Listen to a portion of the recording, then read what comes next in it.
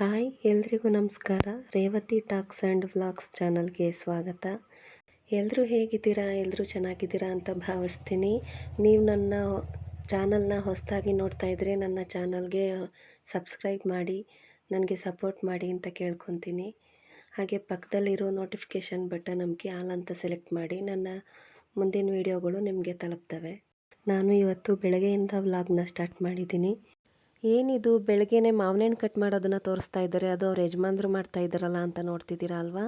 ಸರ್ಕಲ್ನಲ್ಲಿ ಅಂಗಡಿ ಎದುರುಗಡೆ ನಾಟಿ ಮಾವಿನ ಹಣ್ಣನ್ನು ಮಾರ್ಕೊಂಡು ಹೋಗ್ತಿದ್ರು ಅಂತ ನಮ್ಮ ಮನೆಯವರು ತಗೊಂಡು ಬಂದಿದ್ದರು. ತುಂಬ ಚೆನ್ನಾಗಿತ್ತು. ಅದಕ್ಕೆ ನಾನು ಸ್ಪೆಷಲ್ ರೆಸಿಪಿ ಮಾಡ್ತೀನಿ ಅಂತ ನಮ್ಮ ಮನೆಯವರು ಮಾಡ್ತಾ ಇದ್ದಾರೆ. ಏನು ಮಾಡ್ತಿದ್ದೀರಿ ಅಂತ ಕೇಳಿದ್ರು ಹೇಳ್ತಾ ಇಲ್ಲ.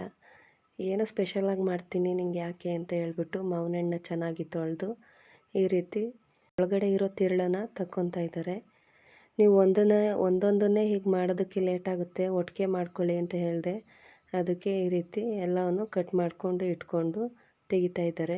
ನೋಡೋಕ್ಕೆ ಅಷ್ಟೊಂದು ಚೆನ್ನಾಗಿತ್ತು, ಹಾಗೆ ತುಂಬ ಗಮ್ ಅಂತ ಸ್ಮೆಲ್ ಬರ್ತಿತ್ತು. ಈಗಲೇ ತಿಂದುಬಿಡೋಣ ಅಂತ ಅನಿಸ್ತಾ ಇತ್ತು. ಆದರೆ ನಮ್ಮ ಮನೆಯವರು ಸ್ಪೆಷಲ್ ರೆಸಿಪಿ ಮಾಡ್ತಾಯಿದ್ದೀನಿ, ನೀನು ಕಾಯಲೇಬೇಕು, ಆಮೇಲೆ ಟೇಸ್ಟ್ ಮಾಡಿವೆ ಅಂತ ನನ್ನನ್ನು ತಿನ್ನೋಕ್ಕೆ ಬಿಡಲಿಲ್ಲ. ನೋಡಿ ಈ ರೀತಿ ತೆರಳೆಲ್ಲ ತಗೊತಾ ಇದ್ದಾರೆ. ಇದಕ್ಕೆ ಇವಾಗ ಒಂದಷ್ಟು ಸಕ್ಕರೆನ ಆ್ಯಡ್ ಮಾಡ್ತಾ ಇದ್ದಾರೆ. ಸಕ್ಕರೆ ನೋಡಿ ಹಾಕೋಬೇಕು.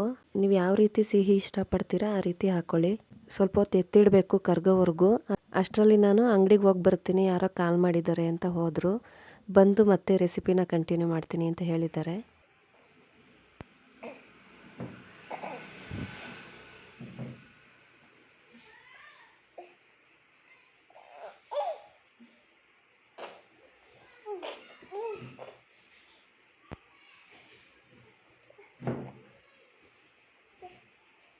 ಬೆಳಗ್ಗೆ ನಮ್ಮಮ್ಮ ತಿಂಡಿಗೆ ಅಂತ ಉಪ್ಪಿಟ್ಟು ಮಾಡಿದರು.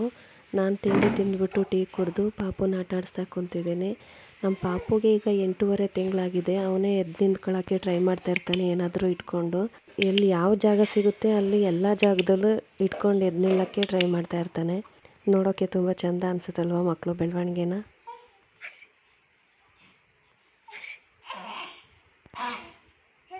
ಮಕ್ಕಳು ನೋಟ, ಮುದ್ದಾದ ನಗು, ತುಂಟಾಟ ಎಲ್ಲವನ್ನು ನೋಡೋದಕ್ಕೆ ತುಂಬ ಖುಷಿ ಆಗುತ್ತಲ್ವ. ಆ ಆನಂದನೇ ಬೇರೆ. ಮಕ್ಕಳ ಬೆಳವಣಿಗೆಯಲ್ಲಿ ಪ್ರತಿದಿನಲೂ ಏನಾದರೂ ಒಂದು ಹೊಸತನ ಕೂಡಿರುತ್ತೆ. ಆ ಜರ್ನಿನೇ ತುಂಬ ಚೆನ್ನಾಗಿರುತ್ತೆ. ಆಟ ಆಡಲಿಕ್ಕೆ ಅಂತ ಆಟ ಸಾಮಾನುಗಳು ತಂದರೆ ಹೆಚ್ಚಾಗಿ ಫ್ಯಾನು, ತಟ್ಟೆ, ಲೋಟ, ಕಸ ಗುಡ್ಸೋ ಬರ್ಲು ಇಂಥವನ್ನೇ ಹುಡುಕ್ತಾ ಇರ್ತಾನೆ ಆಟ ಆಡೋದಕ್ಕೆ.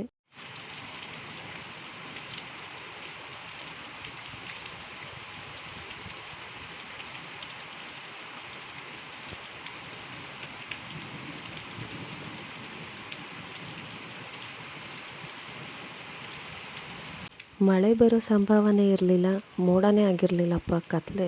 ಮೋಡ ತುಂಬ್ಕೊಂಡು ಕತ್ಲೇನೂ ಆಗಿರಲಿಲ್ಲ. ಇದ್ದಕ್ಕಿದ್ದಂಗೆ ಮಳೆ ಬರ್ತಾಯಿದೆ. ನೋಡಿ ಯಾವ ರೀತಿ ಬೆಳ್ಳಗೇನೆ ಇದೆ ಅಂತ. ಎಷ್ಟೊಂದು ಲೈಟ್ ಇದೆ, ಮಳೆ ಬರ್ತಾಯಿದ್ರು ಮೋಡನೇ ಆಗಿಲ್ಲ. ಇನ್ನು ನಮ್ಮ ಮನೆಯವರು ರೆಸಿಪಿ ಮಾಡ್ತೀನಿ ಅಂತ ಹೇಳಿದ್ರು, ಅವರು ಬಂದಿಲ್ಲ. ನಾನು ಕಾಲ್ ಮಾಡಿ ಅವ್ರಿಗೆ ಕೇಳಿದೆ ಯಾಕೆ ಬಂದೇ ಇಲ್ಲ ಅಂತ.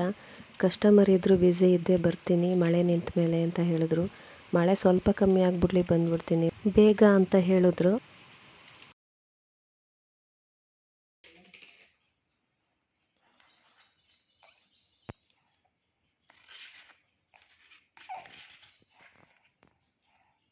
ಬರ್ತೀನಿ ಅಂತ ಹೇಳಿಬಿಟ್ಟು ಇವ್ರು ಯಾಕೋ ಸಂಜೆ ಮಾಡಿದ್ರು, ಬರಲೇ ಇಲ್ಲ. ಅಷ್ಟರಲ್ಲಿ ಕರೆಂಟ್ ಬೇರೆ ಹೋಗಿತ್ತು. ಏನೋ ಸ್ಪೆಷಲ್ ರೆಸಿಪಿ ಮಾಡ್ತೀನಿ ಅಂತ ಹೇಳಿದವರು ಜೊತೆ ಐಸ್ ಕ್ರೀಮ್ ಕಪ್ ತಂದಿದ್ದಾರೆ. ಕಪ್ ಐಸ್ ಕ್ರೀಮ್ ಒಂದು 10ನೇ ತಂದಿದ್ರು. ಅದನ್ನು ಈ ರೀತಿ ಮಾವಿನ ಹಣ್ಣಲ್ಲಿ ಸೇರಿಸ್ತಾ ಇದ್ದಾರೆ. ನಾನಿಲ್ಲಿ ವಿಡಿಯೋ ಶೂಟ್ ಮಾಡೋಣ ಅಂತ ನಿಂತ್ಕೊಂಡಿದ್ದೀನಿ. ಪಾಪು ಎತ್ಕೊಂಡಿದ್ನಲ್ಲ, ಅವನು ಕೂದಲು ಎಳಿತಾ ಇದ್ದ. ಎಷ್ಟು ಹೇಳಿದ್ರು ಕೇಳೋದೇ ಇಲ್ಲ.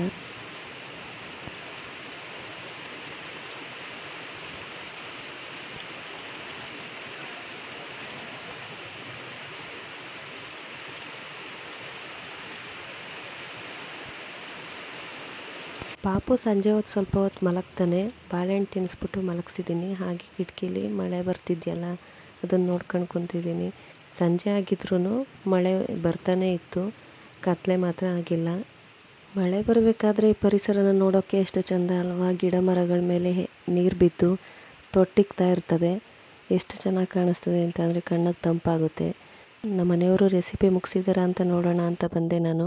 ಅವ್ರು ಇನ್ನೂ ಮುಗಿಸಿರಲಿಲ್ಲ. ಐಸ್ ಕ್ರೀಮ್ ಹಾಕ್ತಾ ಅವರೇ ತಿಂತಾಯಿದ್ದಾರೆ. ಹೊರಗಡೆ ಮಳೆ ಬರ್ತಾ ಇದೆ. ನಾವು ಐಸ್ ಕ್ರೀಮ್ ಹಾಕಿ ರೆಸಿಪಿ ಮಾಡ್ತಾಯಿದ್ವಿ, ಮ್ಯಾಚಿಂಗೇ ಇಲ್ಲ ಅಲ್ವಾ?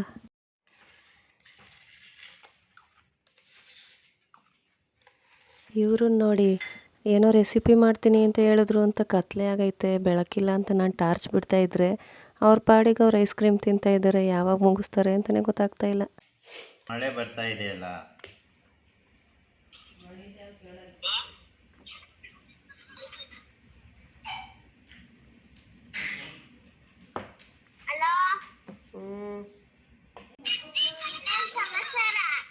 ನಮ್ಮ ಅಕ್ಕನ ಮಗಳು ಕಾಲ್ ಮಾಡಿದ್ಲು, ಏನು ಮಾಡ್ತಾ ಇದ್ದೀರಾ, ಏನು ಸಮಾಚಾರ ಅಂತ.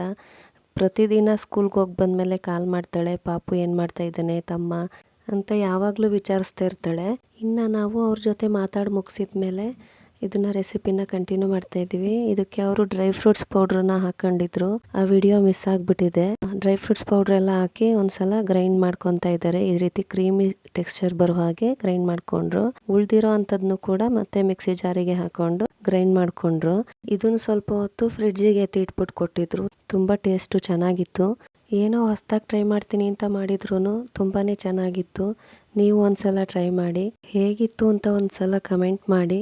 ಈ ವಿಡಿಯೋ ಇಷ್ಟ ಆಗಿದ್ರೆ ಲೈಕ್ ಮಾಡಿ, ಹಾಗೆ ಬೇರೆಯವ್ರಿಗೂ ಶೇರ್ ಮಾಡಿ.